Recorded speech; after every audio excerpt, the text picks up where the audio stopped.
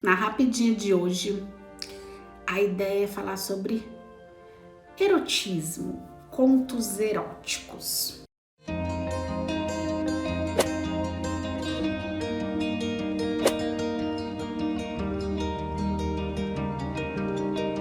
né? Por que trazer esse tema, né? É muito comum, gente, o homem, ele tem uma mentalidade mais erotizada, tá? Por quê? Porque isso socialmente foi autorizado, o homem tem mais essa liberdade do que a mulher, né? Socialmente é autorizado o homem ter essa liberdade. E aí, as pessoas costumam dizer, né? O homem é mais visual. Então, o homem, ele visualiza as coisas, ele é muito prático. De fato, o homem é muito prático, né? Então ele tem uma praticidade no que ele quer, no que ele deseja, muito rápido, né? E ele vai atrás do que ele tá almejando. A mulher, por sua vez, né? Não tô falando todas, nem generalizando, mas grande parte da mulher, ela fica numa expectativa de planejamento, né? E pode ser que ela planeja demais, e o planejamento, gente, são ações pensadas, né? Mas não são execuções. Se a gente ficar só no universo do pensamento, o pensamento ele pode trazer pra gente várias soluções de problemas, como também aumentar problemas que não existem, como a ansiedade, a depressão, que são transtornos aí que ele começa na nossa mente por muitas vezes e faz com que a gente tenha atitudes, né, e vai se moldando aquilo que tá pensando, tá? Quando a gente fala da sexualidade erótica, do pensamento erótico, é a gente entender o quanto que o pensamento, ele tem poder sobre todas essas coisas, né? O meu corpo, ele reage conforme o que eu penso. Se eu penso besteira, né? Se eu não penso nada frutífero para a minha vida sexual, tô falando para a vida sexual, às vezes você tem um monte de pensamento aí muito frutífero para sua vida, mas não diretamente para sua sexualidade. Então ela vai interferir diretamente. Se os seus pensamentos não são adequados para uma vida sexual ou não são frutíferos, ele não vai despertar a sua sexualidade. Agora a questão é, vamos trabalhar esse pensamento. Isso dá trabalho, né? Isso dá trabalho, tá? Então, isso aí, Ju, vai mandando um coraçãozinho que o Instagram vai avisando mais pessoas que a gente tá aqui, tá? Olha o Netinho, oi Netinho, tudo bem? Seja bem-vindo. Então, gente, para os homens, o pensamento erótico é muito comum. Por quê? Porque foi autorizado o homem ter esse pensamento erótico, né? Desde criança, nunca se puniu a mentalidade de um homem por pensar alguma coisa. E como que eu tô falando isso? Por que eu tô falando isso? Porque, gente, vamos entender que a sociedade, ela fala pra gente o seguinte, olha, né, quando a criança tá lá crescendo, né, e as menininhas, e as garotinhas, né, e aí esse pintão aí tá crescendo, né, e aí vai pegar todas quando crescer, nossa, esse menino aí vai dar trabalho, esse menino aí não sei o que, esse menino vai pegar todas, nossa, as meninas vai brigar por causa dele, né, eu já vi isso também sobre o meu filho, né. Ai, que lindo que ele tá ficando. Olha, nossa, você vai ter uma dor de cabeça com nora. Nossa, vai ter nora pra tudo quanto é lugar, né? Tá mudando de cidade, tem nora pra tudo quanto é lugar. Então, assim, são falas, né? Reproduzidas para dizer que o homem, ele pode pensar sobre sexo, falar sobre a sexualidade dele com liberdade, com livre-arbítrio, né? Com total possibilidade de não ser discriminado. Mas não é a mesma coisa que acontece com as mulheres, né? Então as mulheres, ela sempre se ela fala muito de rapazinho, ela tá assanhada, né? Principalmente quando a menina tá na fase ali do despertar da sua sexualidade, né? Quando ela tá despertando a sua sexualidade, o que acontece com essa menina, gente? Acontece que ela é ridicularizado por alguns comportamentos, né? Então, nossa, essa menina aí, eu vou falar os nomes que é dito aqui no interior, né? Nossa, essa menina aí é piscatinha.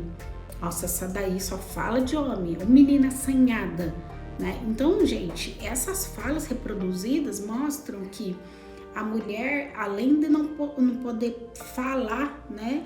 Antes de uma fala tem um pensamento. Então, esse pensamento, ele é o quê? Repressor, ele já é podado para que essa menina não fale o que ela está pensando. Então, quando a gente fala de uma mente erotizada, até para pessoas mais cristãs, religiosas, né? Porque eu tenho público que não é cristão no sentido protestante, e também, né, que pratica o cristianismo, mas tem público que é cristão, mas não pratica, né, de ir na igreja rotineiramente, né?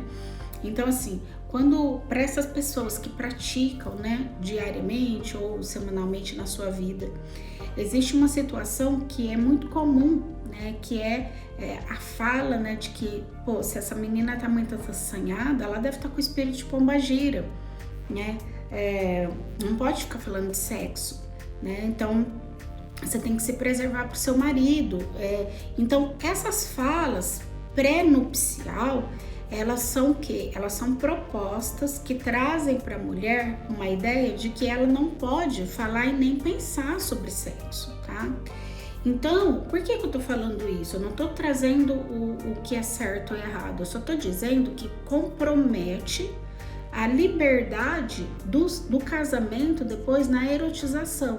Então, socialmente, a gente é castrado nesse pensamento para aprender, às vezes, lidar com o hormônio, porque também, às vezes, a sociedade ou aquele centro comunitário não sabe lidar com um adolescente cheio de hormônio. Então, é melhor para eles, né, reprimir aquela sensação do que trabalhar aquilo porque não sabe lidar, não tem ferramentas, né? Por isso que existe educadores sexuais aí como eu, se habilitando a ir nas igrejas e falar sobre educação sexual, né? Então, essa punição em todo o tempo, isso não acontece só na igreja, né? Acontece também no dia a dia, né? A menina que tá por volta lá dos seus 11, 12, 13 anos e que tá com os seus hormônios aflorados e que de repente fala de um rapazinho, acha um outro bonito, se apaixona por uma semana, ali 15 dias tá apaixonado por outro, essa menina, ela é vista socialmente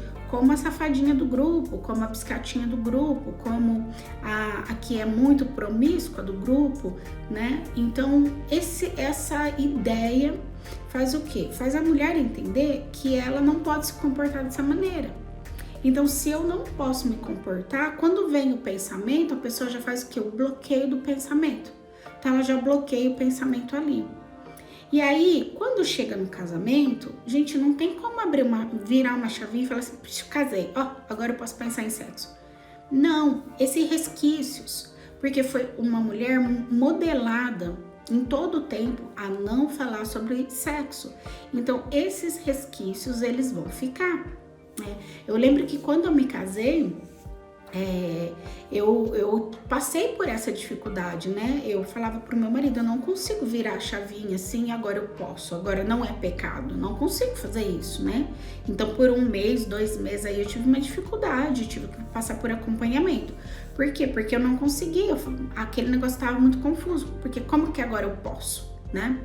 E então, gente, aí o que a gente tem que trabalhar? Você que tá já dentro de um relacionamento, você precisa trabalhar o quê? A possibilidade de se permitir a pensar sobre sexo. Então, como lá no passado você foi ensinada de alguma maneira que não podia e que não era saudável, porque a mulher que pensa ou que fala demais, ela vai ser subjugada, então, né, você aprendeu ali não falar sobre aquilo ou às vezes nem pensar. Mas eu convido você, né, que você tá no processo conjugal, que você tá aí nesse relacionamento, a se permitir, porque pode sim, pode. A questão é o que eu faço com o que eu penso. Nem tudo que a gente pensa é real, nem tudo que a gente pensa nós temos coragem de fazer. Por isso que existe fantasias sexuais que é possível e tem umas que tem que ficar no mundo da imaginação. Eu costumo dizer o seguinte, que tem casais, né, que quando a gente vai trabalhando as questões das fantasias sexuais, eu sempre falo, gente, vamos para um semáforo. Eu gosto muito da metáfora do semáforo, eu uso essa metáfora para muitas coisas, tá? Então eu falo assim, olha, vamos para entender o semáforo, né? tal fantasias, né? Que aí o casal traz, né? E às vezes a gente pede, antes de falar da fantasia, do que tá pensando, ver se é um pensamento que para o outro, né, para o outro parceiro, é um pensamento que está no sinal verde. É possível pensar ou é possível até executar aquela fantasia? Beleza.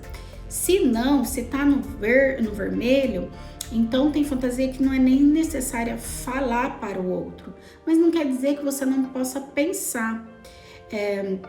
Então, um exemplo, tem casais que eles têm fantasia de ter relação sexual em lugares públicos. Por quê? Porque é muito estimulado, né?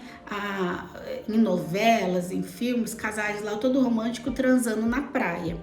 E aí essa mulher tem a fantasia de transar na praia, tá? É uma fantasia legal, uma fantasia sadia, tá? Mas na prática, de fato, é possível, né? Por quê? Porque só se for uma praia deserta, porque se for uma praia que é povoada, isso é crime, né? Então, mas a fantasia pode, entre o casal, pode ser que não é possível acontecer, mas é possível conversar sobre ela.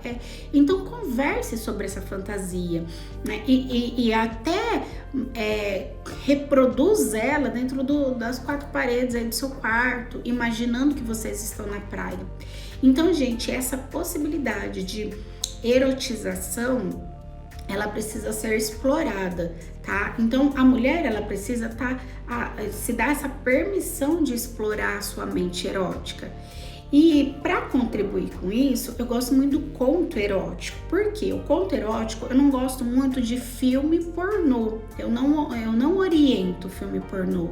Eu oriento muito mais um filme que ele tenha uma história por trás daquilo e que essa história leva o casal a se identificar com aquilo e viver, né, de forma diferente do que propriamente o pornô. O pornô eu não oriento.